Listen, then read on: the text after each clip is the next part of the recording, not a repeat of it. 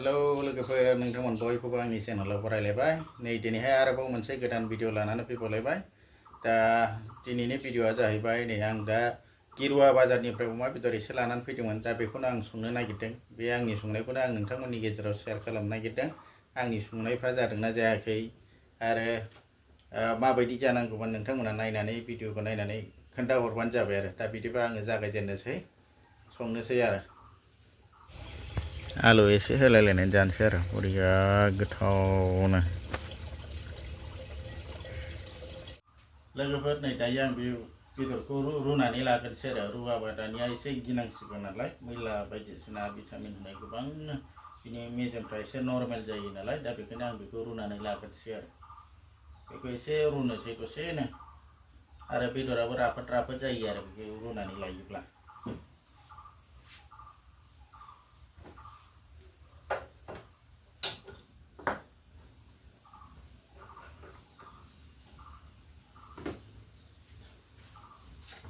दायो नै रुगारखांनानै दानिया सुस्र'नानै आराम दै गुसुजों सुस्र'फिननानै माबाबाय आरो दा संनोसैल'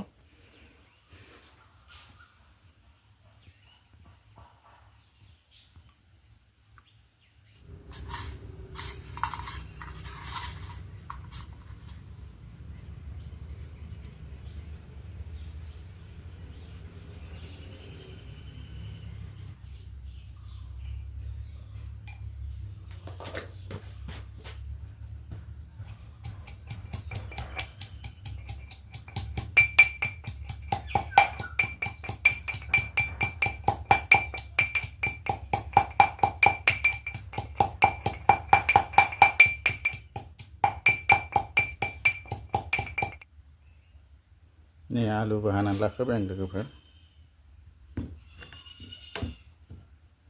नै आलुबो दरनैसो होनोसै आरो आलु हानानै लाबाय आङो आलु होदेरनोसै नै बानलु सामब्राम देग्लिनाय ओमफ्राय नै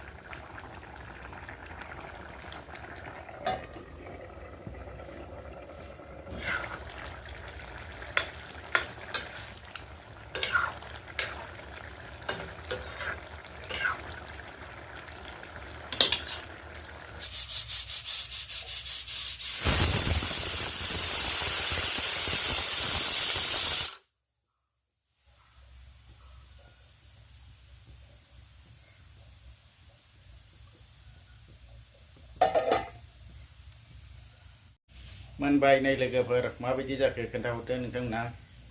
गोलोमफ्रुलायनाय संबाय आं फांखाबो लायासै अर खाथियाव थाबाय थायो नालाय गोलोमफ्रुलायनाय संनांबाय आरो